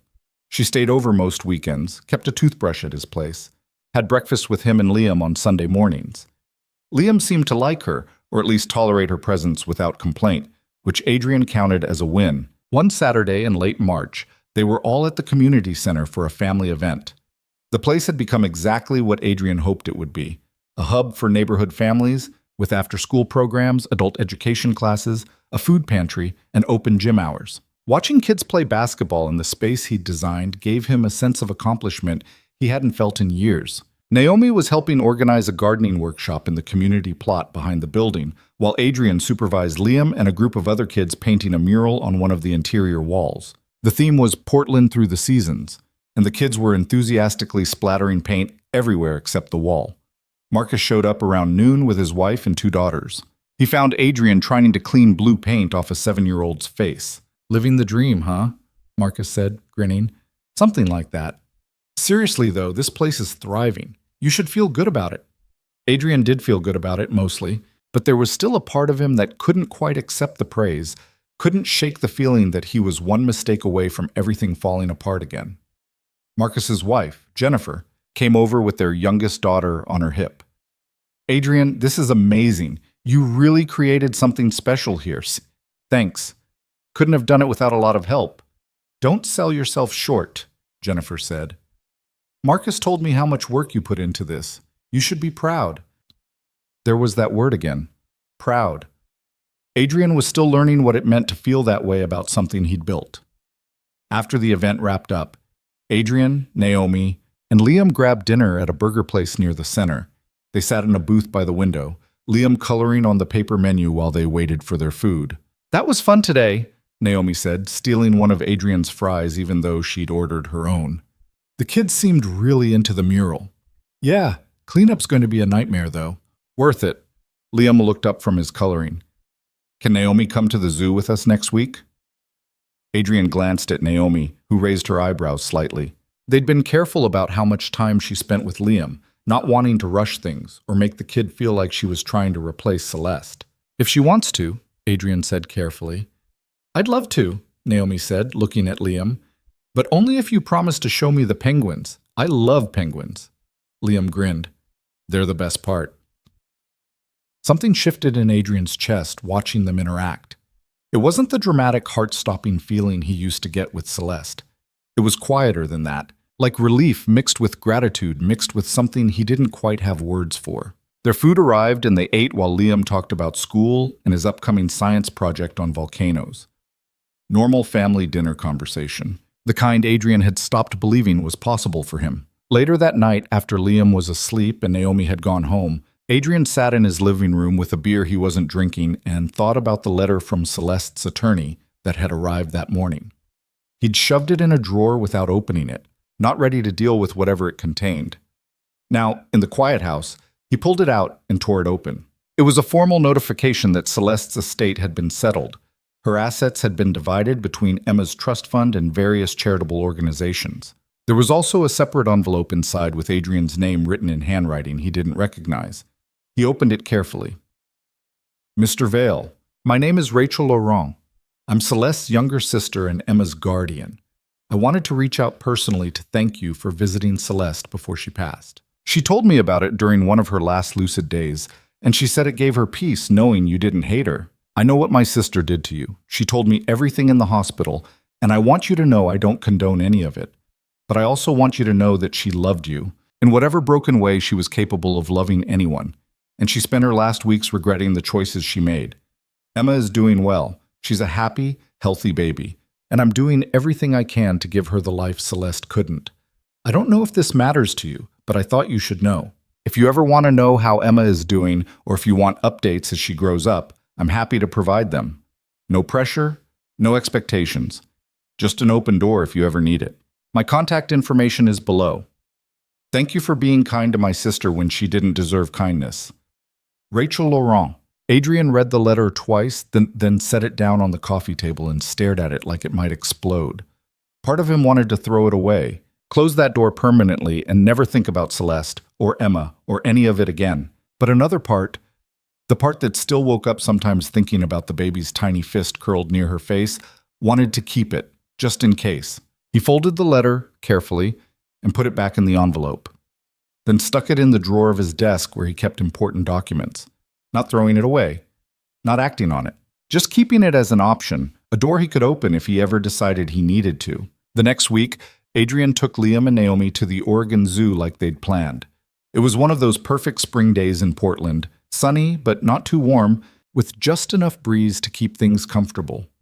They spent hours wandering through exhibits, Liam dragging them to see every animal twice, Naomi taking pictures on her phone of Liam's excited face more than the actual animals. At the penguin exhibit, Liam pressed his face against the glass and watched the birds dive and swim with an intensity that made Adrian smile. They're so fast underwater, Liam said, his breath fogging the glass. They are, Naomi agreed, crouching beside him. Did you know they can hold their breath for up to 20 minutes? Really? Really? And some species can swim up to 22 miles per hour. Liam's eyes went wide. That's faster than Dad drives. Hey, Adrian protested. I drive the speed limit. Exactly, Liam said, grinning. Naomi laughed, and Adrian felt that shift in his chest again. Watching the two of them together, easy and comfortable, made him think that maybe this could actually work. Maybe he could build something that lasted. They got ice cream on the way out, even though it was barely 60 degrees, and Liam managed to get chocolate all over his face within 30 seconds. Adrian cleaned him up with napkins while Naomi took more pictures, laughing. You're very into documentation, Adrian said. I like capturing moments. Sue me. I'm not complaining. They drove home with Liam half asleep in the back seat, sticky and sunburned and happy. Adrian walked Naomi to her car when they got back to his place. Thanks for today, he said. He had a great time. So did I. Naomi leaned against her car door. He's a good kid, Adrian. You're doing a good job with him. I'm trying. It shows. She hesitated. Can I ask you something? Sure. Where do you see this going? Us, I mean. Adrian had been expecting this question for weeks, maybe months. Honestly? Honestly. I see it going somewhere good. I don't know exactly what that looks like yet, but I know I want you in my life. Both our lives. He glanced back at the house where Liam was probably already passed out on the couch. What about you? Same. I just wanted to make sure we were on the same page. She smiled. Because I'm falling for you, Vale, and I need to know if you're going to catch me or let me crash. Me. Adrian stepped closer and kissed her, soft and deliberate. When he pulled back, he said, I'm going to catch you. Good. She drove away, and Adrian went inside to find Liam exactly where he'd expected, sprawled on the couch, mouth open, one shoe still on. Adrian took the shoe off, covered him with a blanket, and sat down in the armchair to watch his son sleep. His phone buzzed, a text from Marcus. Marcus. Jennifer wants to have you and Naomi over for dinner next weekend. You in? Adrian. Yeah, sounds good. Marcus. Bring Liam if you want. Girls would love to see him. Adrian. Will do. Thanks. Adrian set his phone down and looked around his small living room. The secondhand furniture, the stack of Liam's library books on the coffee table, the framed photo of him and Liam at Cannon Beach from last summer. It wasn't much. Nothing like the house he'd shared with Celeste, with its expensive fixtures and designer furniture. But it was his, built from nothing after everything fell apart. The following weeks passed in a blur of work and weekend plans and gradual forward motion. Adrian took on a new project at the firm, a small residential development in southeast Portland, and threw himself into it with the same intensity he'd brought to the community center. Naomi's landscape work complemented his architectural designs perfectly, and they found themselves collaborating more and more, their professional relationship strengthening their personal one. One evening in early May, Adrian got a call from an unknown Colorado number. He almost didn't answer, but something made him pick up. Hello? Mr. Vale, this is Rachel Laurent. I hope I'm not calling at a bad time. Adrian's stomach tightened. No, it's fine. Is everything okay? Yes, everything's fine. I wanted to reach out. You never responded to my letter, and I wasn't sure if you got it or if you just weren't interested in staying in touch. I got it. I just didn't know what to say. That's understandable. Rachel's voice was warm, easier than he'd expected. I won't take up much of your time. I just wanted to let you know Emma's doing great. She's 6 months old now, starting to sit up on her own. She's got Celeste's dark hair and these big blue eyes that see everything. Adrian didn't know what to say to that. That's good. I'm glad she's healthy. Ikasa. I know this is weird, Rachel said. I know you don't owe us anything, but I thought maybe it would help to know she's okay, that she's loved. It does help, thank you. If you ever want pictures or updates, just let me know. No pressure. After they hung up, Adrian sat with the phone in his hand for a long time. Then he called Naomi. Hey. She answered on the second ring. What's up? Celeste's sister just called me about Emma. Oh, how are you feeling? I don't know. Confused, maybe. She offered to send pictures and updates. Do you want that? Adrian thought about it. Part of me does. Part of me thinks it's a terrible idea. Both parts can be true, Naomi said gently. You don't have to decide right now. I know, He trailed off, not sure how to finish the sentence. Talk to me when I see you tomorrow. I've got a site meeting in the morning, but I can come by after. Yeah, that'd be good. The next day, Naomi came over after Liam went to bed. They sat on the back porch with wine and blankets, and Adrian told her everything about the letter, the phone call, his confusion about whether to stay connected to Emma's life or let her go completely. What do you think I should do? He asked finally. Naomi was quiet for a moment. I think you should do whatever lets you sleep at night. If knowing she's okay gives you peace, then stay in touch.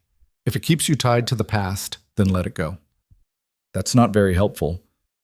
I know, but it's the truth. She took a sip of her wine. For what it's worth, I don't think staying updated on a kid's life is the same as staying tied to your ex. Emma didn't do anything to hurt you. She's just a baby who exists because of choices other people made. Adrian knew she was right, but it didn't make the decision easier. What if it hurts Liam? What if he finds out I'm keeping tabs on some other kid and feels like I care more about her than him? Do you care more about her than him? Of course not. Then talk to him about it. He's 8 years old, not stupid. Give him some credit. Adrian hadn't considered that. The idea of explaining Emma to Liam felt overwhelming, like opening a door he'd worked hard to keep closed. But maybe Naomi was right. Maybe honesty was better than protection. The next evening, Adrian sat Liam down at the kitchen table after dinner. "I need to talk to you about something," Adrian said. Liam looked up from his homework, immediately wary. "What? You remember Celeste had a baby before she died?" "Emma. Yeah. Right. Well, Emma's aunt called me yesterday. She wanted to let me know Emma's doing okay, and she offered to send me updates sometimes, pictures and stuff." Liam's forehead wrinkled. Why would she do that?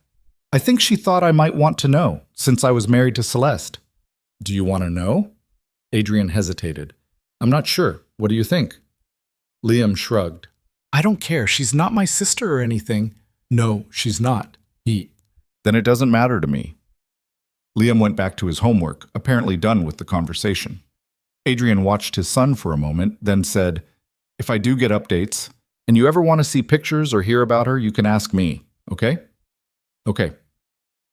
That was it. No drama, no emotional breakdown, just a simple acceptance that felt almost anticlimactic. Adrian had spent days worrying about Liam's reaction, and the kid didn't even care. A few days later, Adrian sent Rachel a brief email. "Rachel, thank you for reaching out. I'd appreciate occasional updates on Emma if you're willing to share them. Nothing frequent, just knowing she's doing well would be enough." Rachel responded within an hour. "Adrian, thank you. I'll send updates every few months. I'm attaching a recent photo of Emma. She's getting so big." Rachel. Adrian opened the attachment. The photo showed a chubby baby with dark curls sitting on a blanket, grinning at the camera. She had Celeste's eyes, that same intense blue that had stopped Adrian in his tracks the first time he saw her mother across a crowded room. He looked at the photo for a long time, feeling a complicated mix of sadness and relief and something close to peace. Emma was healthy.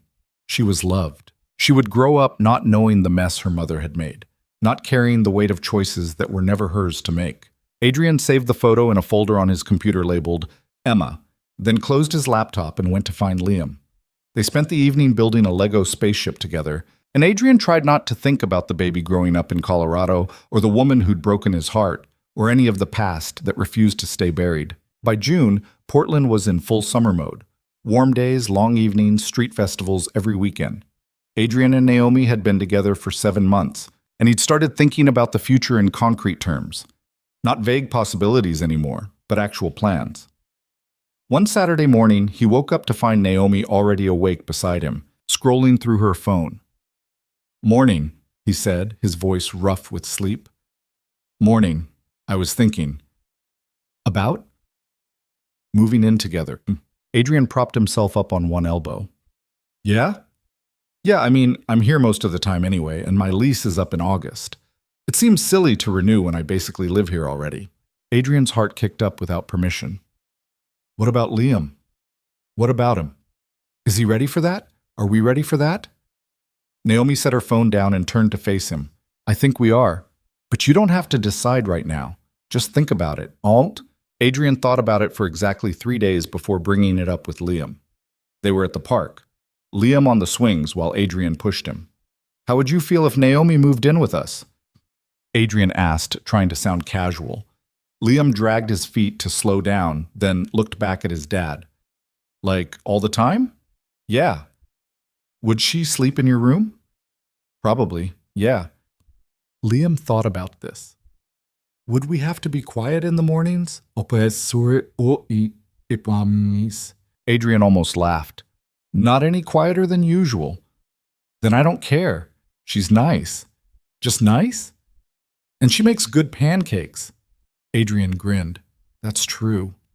Better than yours." "Hey now!" Liam jumped off the swing and ran toward the slide, apparently considering the conversation over. Adrian followed, feeling lighter than he had in months. That evening, he called Naomi. "So I talked to Liam," he said. "And?" He said yes. "Well, he said you make good pancakes, which I'm pretty sure is 8-year-old code for yes." Naomi laughed. "Better than your pancakes, apparently. Everyone's a critic." Adrian paused. "I want you to move in, if you're sure." "I'm sure." "Okay then, let's do it, Sas."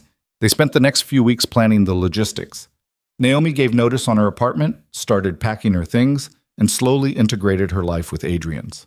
It wasn't seamless. They argued about cabinet space and bathroom storage, and whose furniture was staying and whose was going, but it felt real in a way Adrian hadn't experienced before. Messy and imperfect and completely honest. Rachel sent another update in mid-July. Emma was 8 months old now, crawling everywhere, getting into things she shouldn't. The photo showed her covered in what looked like mashed sweet potato, grinning like she'd accomplished something great. Adrian showed the picture to Naomi while they were unpacking boxes in their now shared bedroom. "She's cute," Naomi said, looking over his shoulder. "Yeah. You doing okay with all this? The updates, I mean." "I think so. It's weird, but not bad weird. Just weird." Naomi kissed his shoulder. "You're allowed for things to be weird." By August, Naomi was fully moved in. The house felt different, more lived in, more like an actual home instead of a temporary stop on the way to somewhere else. Her plants filled the windowsills. Her books mixed with Adrian's on the shelves. Her coffee mugs took up half the cabinet space. Liam adapted faster than Adrian expected. He liked having Naomi around, liked the way she helped with homework without making him feel dumb, liked the weekend hikes she organized, and the way she always remembered to pack extra snacks. One Sunday in late August, they were all at Sauvie Island picking berries. Liam was ahead of them, staining his fingers purple with blackberries while Adrian and Naomi followed at a slower pace. "This is nice," Naomi said, her hand linked with Adrian's. "Yeah, it is." "You happy?" Adrian thought about it. Not the easy, reflexive answer, but actually considered the question. Was he happy? Not the way he'd been happy with Celeste. That desperate, fragile happiness that depended on everything staying perfect. This was different, quieter, built on a foundation that felt solid instead of beautiful. "Yeah," he said finally. "I think I am." Naomi squeezed his hand. "Good. Me too, Shachwata." That night, after Liam was asleep and they were cleaning up the kitchen together, Adrian's phone rang. Unknown number again, but he recognized the Colorado area code. "It's Rachel," he told Naomi, then answered. "Hello?" "Adrian, hi. I'm sorry to call so late. Something happened and I thought you should know." Adrian's stomach dropped. "Is Emma okay?" "She's fine. She's perfect. It's not about her, really. It's about Evan Holt." Adrian hadn't heard that name in months. Hearing it now felt like being punched. "What about him?" "He showed up at my house last week. He wants to meet Emma, says he's been thinking about her, that he made a mistake walking away." Rachel's voice was tight with anger. "I told him to leave, that he gave up any right to her when he told Celeste to get an abortion. But he's threatening to lawyer up, claim parental rights. Can he do that?" "Maybe. I don't know. My attorney says it's complicated because his name isn't on the birth certificate, but he could petition for a paternity test and go from there." Adrian felt rage building in his chest. The same rage he'd felt when he first found out about the affair, about Emma, about all of it. "What do you need from me?" "Nothing. I just thought you should know. In case he tries to contact you or something." "He won't. We've never met." "Still, I wanted you in the loop." Rachel paused. "I'm not going to let him anywhere near her, Adrian. She's my daughter now. He doesn't get to show up when it's convenient and play dad." "Good. Don't let him." Adrian took a breath, trying to calm down. "Keep me updated, okay? And if you need anything, a character witness, whatever, I'm here." "Thank you. That means a lot." After they hung up, Adrian stood in the kitchen with his phone in his hand, shaking with adrenaline. Naomi touched his arm gently. "What happened?" He told her everything, about Evan Holt showing up, about the threat of legal action, about Rachel's promise to fight him. "That's awful," Naomi said. "Is there anything you can do?" "I don't know. Probably not. But if that bastard thinks he can just waltz back in after abandoning them." Adrian couldn't finish the sentence. Naomi pulled him into a hug. "It's not your fight, Adrian.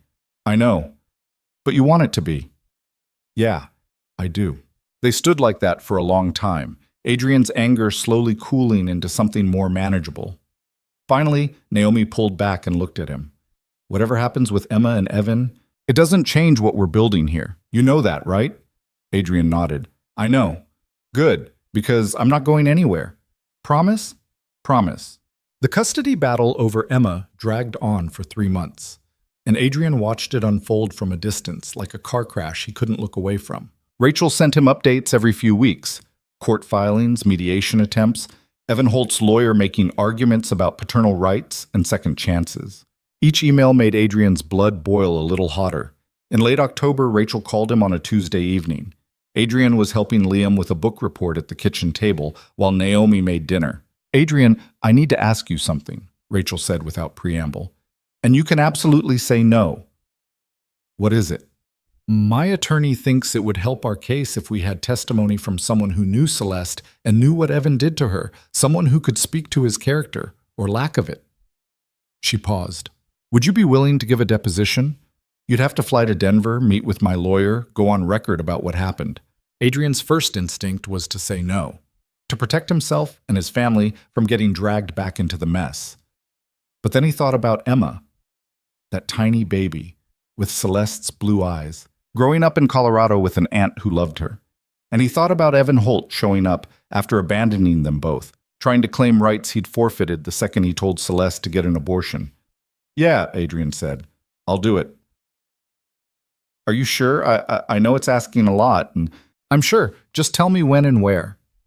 After he hung up, Naomi turned from the stove. You're going to Denver? Looks like it. When? I don't know yet. Soon, probably. Naomi wiped her hands on a dish towel and came to sit beside him at the table. You okay with this? I have to be. No, you don't. You could say no. Adrian shook his head. That guy doesn't get to walk away and then come back when it's convenient. Someone needs to tell the truth about what he did. Marpon. Liam looked up from his book report. Who's coming back? No one, buddy. Just adult stuff. Is it about Emma? Adrian was still getting used to how perceptive his son could be. Yeah, it's about Emma. Is someone trying to take her away from her aunt? Something like that. Liam thought about this for a moment. That's mean. Her aunt takes care of her. I know. That's why I'm trying to help. Okay. Liam went back to his book report. Cycles. Apparently satisfied with the explanation. Adrian flew to Denver the first week of November. Naomi wanted to come with him, but someone needed to stay with Liam, and Adrian's mother wasn't available. So he went alone, taking a morning flight that put him in Colorado by noon. Rachel picked him up at the airport. She was younger than he'd expected, early 30s with Celeste's dark hair but softer features, less sharp. She hugged him like they were old friends instead of strangers connected by tragedy. Thank you for doing this, she said as they walked to her car. I know it's not easy. It's fine. I want to help. They drove to a coffee shop near downtown Denver, and Rachel filled him in on the details.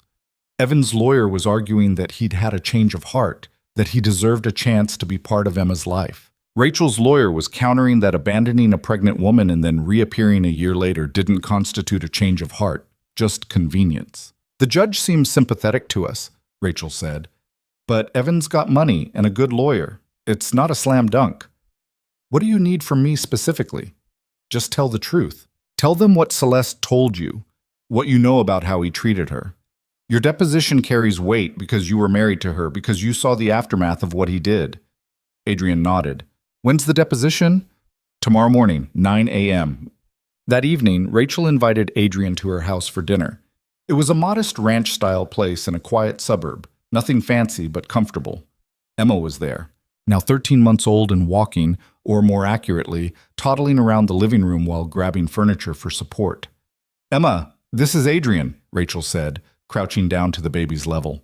Can you say hi? Emma stared at Adrian with those familiar blue eyes, then buried her face in Rachel's shoulder. She's shy with strangers, Rachel explained. That's okay. They ate dinner while Emma sat in her high chair, throwing Cheerios on the floor and babbling in nonsense syllables that occasionally sounded like words. Adrian watched her and felt that same complicated ache he'd felt the first time he saw her in Celeste's apartment. Grief mixed with relief, mixed with something protective he had no right to feel. After Emma went to bed, Adrian and Rachel sat in the living room drinking coffee. She looks happy, Adrian said. She is. She doesn't know any different, you know. To her, I'm just mom. She'll never remember Celeste. Is that hard for you? Rachel was quiet for a moment. Sometimes. I want her to know who her mother was. The good parts, anyway. But I also don't want her carrying Celeste's mistakes. Does that make sense? Yeah, it does. Celeste wasn't a bad person, Rachel said softly. She was just broken in ways she couldn't fix, and she hurt a lot of people because of it. Adrian knew that was true, but it didn't make the hurt less real. Did she ever talk about me? After the divorce? All the time. She regretted what she did to you more than anything else. Said you were the best thing that ever happened to her and she'd destroyed it. Rachel looked at him. I think that's why she wanted you to meet Emma. She wanted you to know she was capable of creating something good, even if she screwed up everything else. Adrian didn't know what to say to that. He stared down at his coffee and tried to imagine a version of Celeste who regretted her choices, who wanted redemption. It was hard to reconcile that with the woman who'd lied to his face for months. I'm not asking you to forgive her, Rachel said. I'm just telling you what I know. I appreciate it. Oh. The deposition the next morning was harder than Adrian expected. Evan's lawyer was sharp, aggressive, trying to poke holes in Adrian's testimony by questioning how much he really knew about Celeste's relationship with Evan, whether he was just a bitter ex-husband trying to sabotage a father's rights. Mr. Vale, isn't it true that you were sterile, and therefore had a vested interest in preventing Miss Laurent from having a relationship with the biological father of her child? Adrian kept his voice steady. I didn't prevent anything. Evan Holt made his choice when he told Celeste to terminate the pregnancy and then blocked her number. I'm just here to tell you what she told me. And what exactly did she tell you? That he abandoned her the second the pregnancy became inconvenient, that he wanted nothing to do with Emma, that she was alone and scared and he didn't care. Adrian looked directly at Evan's lawyer. A man who walks away doesn't get to walk back when it suits him. The lawyer tried several more angles, but Adrian didn't budge. He answered every question honestly, laid out the timeline of events, made it clear that Evan had made his choice and now had to live with it. When the deposition ended, Rachel's attorney pulled Adrian aside. That was good, she said. Really good. You gave us exactly what we needed. Will it be enough? I think so, but we won't know for sure until the judge rules. Adrian flew back to Portland that evening. Naomi picked him up at the airport, and he filled her in on everything during the drive home. How do you feel? She asked. Tired, angry, I don't know. Did you see Emma? Yeah, she's walking now, talking a little. And it was hard, but I'm glad I went. Naomi reached over and squeezed his hand. You did a good thing. We'll see. 2 weeks later, Rachel called with the news. The judge had ruled in her favor. Evan Holt's petition for parental rights was denied. He could request supervised visitation once Emma was older, but he had no legal claim to custody or decision-making. We won, Rachel said, her voice thick with relief. We actually won. That's great, Rachel. I'm happy for you, and merci. I couldn't have done it without you. Your testimony made the difference. I just told the truth. Still, thank you. She paused. Emma's lucky to have people like you looking out for her, even from a distance. After they hung up, Adrian told Naomi and then went to check on Liam, who was in his room building something elaborate with Legos. Adrian sat on the edge of the bed and watched his son work, feeling a strange mix of satisfaction and sadness. Everything okay, Dad? Liam asked without looking up. Yeah, buddy, everything's okay. You seem quiet. Adrian smiled. Just thinking. About what? About how lucky I am to have you. Liam looked up then, his face scrunching in confusion. That's weird. Maybe, but it's true. Thanksgiving came and went. Adrian, Naomi, and Liam spent it at his mother's house with Marcus and his family. They ate too much turkey, watched football, and argued about whether pumpkin pie was better than pecan. Normal family chaos, the kind Adrian had stopped taking for granted. On the drive home, Liam fell asleep in the back seat, and Naomi dozed against the window.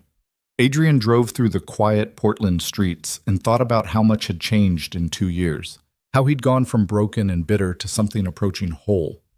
It wasn't perfect. He still had days where the anger crept back in, where he thought about Celeste and Evan and all the ways his life could have been different. But mostly, he just felt grateful. For Liam, for Naomi, for the community center and the work that gave his life meaning. For the fact that he had survived something that could have destroyed him and come out the other side still capable of love. December arrived with cold rain and early darkness. Adrian and Naomi started talking seriously about marriage. Not in a rushed way, just honest conversations about what they wanted their future to look like. Naomi wanted a small wedding, just family and close friends. Adrian wanted whatever made her happy. They agreed to wait until spring, give themselves time to plan something simple and meaningful. Rachel sent Christmas photos of Emma, now 15 months old, wearing a red velvet dress and looking at the camera with curious suspicion. Adrian showed the picture to Liam. "She's getting big," Liam said. "Yeah, she is. Do you think we'll ever meet her?" Adrian hadn't considered that possibility. "I don't know, maybe someday. Would you want to?" Liam shrugged. "I guess. She's kind of like family, right?" "Kind of. It's complicated." "Everything's complicated with you, Dad." "Hiss." Adrian laughed. "Fair point." On Christmas Eve, after Liam went to bed, Adrian and Naomi sat by the tree they decorated together. A slightly crooked Douglas fir covered in mismatched ornaments and too many lights. Naomi had her feet tucked under her on the couch, a mug of hot chocolate balanced on her knee. "I've been thinking," she said. "About?" "About what you said once. About not knowing if you were ready to date, but wanting to try anyway." "I remember, but I'm glad you tried." She looked at him over the rim of her mug. "I'm glad we both tried." "Me too." "I love you, Adrian. Not in spite of all the messy, complicated stuff. Just all of it. The whole package." Adrian set his own mug down and pulled her closer. "I love you too. More than I thought I could love anyone again." "What?" They sat like that for a while, watching the tree lights blink on and off in their random pattern. Then Naomi said, "Do you ever regret it? Meeting Celeste, I mean. Do you wish you'd never gone through all of that?" Adrian thought about it honestly. "Sometimes, when I'm angry or when I think about what it did to Liam, but mostly no." "Why not?" "Because it brought me here, to you, to this life." He looked around the living room, the mismatched furniture, the stack of Liam's drawings on the coffee table, Naomi's plants crowding the windowsill. "I wouldn't trade this for anything, not even to avoid the pain." "That's very zen of you." Adrian smiled. "I'm learning." The New Year came quietly. Adrian and Naomi went to a small party at Marcus's house, drank champagne at midnight, and drove home through empty streets while Liam slept in the back seat. Adrian thought about resolutions but couldn't think of any he needed to make. He was already doing the work, showing up for his family, building something stable, choosing forward motion over stagnation. In February, Rachel sent an email with an unusual request. She and Emma were planning a trip to the Pacific Northwest in April, visiting friends in Seattle. Would Adrian want to meet up? Nothing formal, just coffee or a walk in the park. No pressure if he wasn't ready. Adrian showed the email to Naomi. "What do you think?" he asked. "What do I think, or what do you think?" "Both." Naomi set down the dish she was washing. "I think you should do whatever feels right. If you want to see Emma, see her. If you're not ready, that's okay too." "Would it bother you if I met up with them?" "No. Why would it?" "I don't know. Because it's connected to Celeste?" Naomi turned to face him fully. "Adrian, I'm not threatened by your past. I'm not in competition with a dead woman. Emma is just a kid who exists because of choices other people made. If you want to know her, I support that. And if I don't, I support that too." Adrian thought about it for 2 days before responding to Rachel. He agreed to meet them in Portland for an afternoon in late April, somewhere neutral and public, somewhere he could leave if it felt like too much. When he told Liam about it, his son's response was predictably straightforward. "Can I come?" "You want to?" "I don't know, maybe. She's kind of my sister, right?" "Not technically, but kind of." Then yeah, I want to come." April arrived with cherry blossoms and longer days. The meeting was set for a Saturday afternoon at Laurelhurst Park.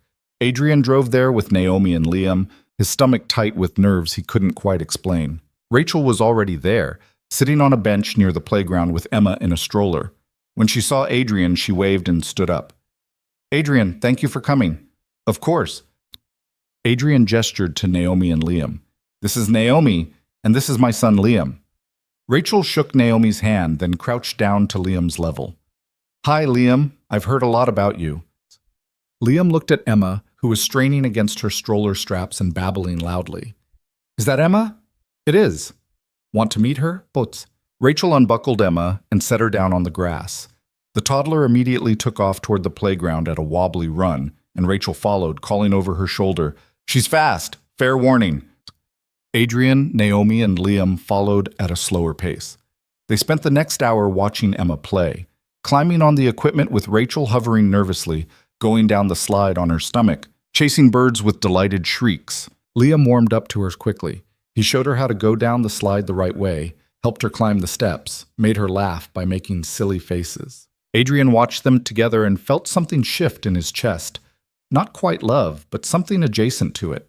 A recognition that this little girl was connected to him through circumstances neither of them had chosen, and that maybe that was okay. At one point, Emma toddled over to Adrian and held up her arms. He looked at Rachel, who nodded encouragingly. Adrian picked her up, and Emma immediately grabbed his nose and pulled. Gentle, Emma, Rachel said, laughing. Emma ignored her, now grabbing Adrian's ear instead. He winced, but didn't pull away. She studied his face with intense concentration, like she was trying to figure out who he was and why he looked familiar. She has Celeste's eyes, Naomi said softly, coming to stand beside Adrian. Yeah, she does. After a while, Emma got bored and wiggled to be put down. Adrian set her on the grass, and she ran off toward Liam again. Rachel came over, looking relieved. Thank you for this, she said. I know it's weird. It is weird, Adrian agreed, but I'm glad we did it. Does this mean you want to stay in touch? See her again? Adrian looked at Emma playing with Liam, both of them laughing about something only kids found funny. Yeah, I think I do. Not all the time, but sometimes. That's all I'm asking for. They exchanged numbers and made vague plans to meet up again in a few months. When it was time to leave, Liam gave Emma a high five that she missed completely, then waved goodbye. In the car on the way home, Liam said, She's funny. Yeah? She kept trying to eat wood chips. Who eats wood chips? Naomi laughed. Most toddlers, actually. That's weird. Welcome to little kids, buddy, Adrian said. That evening, after Liam was in bed, Adrian and Naomi sat on the back porch. The air was warm for April, smelling like flowers and fresh-cut grass. How are you feeling about today? Naomi asked. Good. Better than I expected, actually. Think you'll keep seeing her? Maybe. Once in a while. I don't want to be her dad or anything, but I can be. I don't know. A friendly adult who checks in sometimes. I think that's healthy. Adrian reached for Naomi's hand. Thank you. For what? For not making this weird, for understanding why I needed to do it. Of course. I love you, Adrian, all of you, including the complicated parts. They sat in comfortable silence, listening to the neighborhood settle into evening. Then Adrian said, I want to marry you. Naomi turned to look at him. I know. We've been planning a wedding for months. No, I mean, I want to marry you now, soon. I don't want to wait until spring. Why the rush? Because I'm tired of waiting for things to be perfect before I commit to them. I'm tired of being scared that everything's going to fall apart. He squeezed her hand. I want to choose this. Choose us. Now. Naomi smiled. Okay. Okay? Yeah, let's do it. Let's get married. They got married 3 weeks later at the community center Adrian had designed. It was small and simple, just family and close friends, Marcus officiating because he'd gotten ordained online as a joke years ago and never expected to use it. Liam was the ring bearer, taking his job so seriously he walked down the aisle like he was carrying nuclear codes instead of 2 simple gold bands. Adrian's mother cried. Marcus's wife took too many pictures. The whole thing lasted 20 minutes, and when it was over, Adrian kissed his wife and felt something settle in his chest that had been restless for years. At the reception afterward, catered tacos from a local food cart and a playlist Naomi had spent weeks perfecting, Adrian stood to give a toast. He wasn't good at public speaking, But he'd written something down and figured he owed it to everyone there to try. "I'm not great at this," he started, his voice shaky, "but I wanted to say something about what this day means to me." The room quieted. Liam was sitting at the kids' table with Marcus's daughters, watching his dad with curious eyes. 2 years ago, my life fell apart. I lost my marriage, lost my faith in people, lost pretty much everything I thought I'd built. And for a while, I was just broken, angry, convinced I'd never trust anyone again. He looked at Naomi, who was watching him with tears in her eyes. But then I met this person who showed me that starting over doesn't mean forgetting what happened. It means building something new with the pieces you have left. And she was patient with me while I figured that out. Patient with my anger and my fear and all the baggage I brought into this relationship. Adrian took a breath. "I think we spend a lot of time as a society talking about finding the perfect person, the perfect love, the perfect life. But that's not real. Real is messy. Real is two broken people deciding to be broken together and figuring out how to build something good anyway." He raised his glass. "So here's to messy. Here's to imperfect. Here's to choosing each other every day, even when it's hard, especially when it's hard." Everyone raised their glasses and drank. Naomi stood up and pulled Adrian into a hug, and he held her tight while their friends and family cheered. Later that night, after everyone had gone home and Liam was asleep at his grandmother's house, Adrian and Naomi sat in the empty community center hall, surrounded by leftover decorations and dirty dishes. "We should clean this up," Naomi said, not moving. "We should," Adrian agreed, also not moving. They sat there in the quiet, holding hands, neither of them in any hurry to leave. Adrian thought about everything that had led to this moment, the betrayal and the grief and the slow, painful work of rebuilding. He thought about Celeste and Emma and Evan Holt and all the people whose choices had shaped his life in ways he never asked for. And he thought about the fact that he'd survived it. More than survived. He'd built something real and honest and worth protecting. "You know what I learned through all of this?" Adrian said finally. "What?" "That betrayal can destroy the life you planned. But sometimes that's exactly what needs to happen. Sometimes you need everything to fall apart so you can build the life you were actually meant to live." Naomi leaned her head on his shoulder. "That's very wise. I have my moments." "You do." They sat there for another hour, talking about nothing and everything, making plans for a honeymoon they couldn't afford, and a future they were building one choice at a time. And when they finally stood up to clean the hall, Adrian felt lighter than he had in years. Not because he'd forgotten the past or forgiven everyone who'd hurt him, but because he'd learned something that changed everything. You don't have to let the worst thing that ever happened to you define the rest of your life. You can acknowledge the pain, carry the scars, and still choose joy. Still choose love. Still choose to keep building. 6 months later, Rachel sent photos of Emma's second birthday party. The little girl was covered in cake frosting, grinning at the camera with that same mischievous expression Celeste used to get when she was up to something. Adrian showed the picture to Naomi and Liam over breakfast. "She looks happy," Liam said. "She does." "Are we going to see her again?" "Maybe, if her aunt brings her out west again." "Cool." Liam went back to his cereal, already moving on to the next thought. Adrian saved the photo on his phone, then put it away. He didn't need to look at it constantly or obsess over what Emma's life would be like. He just needed to know she was okay, that she was loved, that the cycle of pain had stopped with her. That was enough. That evening, Adrian stood in the community center watching a group of teenagers play basketball while their parents sat in the community room planning a neighborhood cleanup day. This place, this building he'd designed from nothing when his own life was in pieces, was exactly what he'd hoped it would be. A space where broken people could come together and build something better. Naomi found him standing there and slipped her hand into his. "Ready to go home?" she asked. "Yeah, let's go home." They walked out into the Portland evening, past the murals the kids had painted and the gardens they'd planted together, and Adrian felt something he'd never quite felt before. Not happiness exactly, because happiness was too simple a word for something this complex. But peace. The kind of peace that comes from knowing you've done the work, faced the hard truths, and chosen to keep building anyway. The kind of peace that doesn't require perfection or closure or any of those clean endings people search for. Just the quiet satisfaction of showing up every day and choosing the life you have instead of mourning the one you lost. And for Adrian Vale, single father, architect, survivor of betrayal, that was more than enough. It was everything.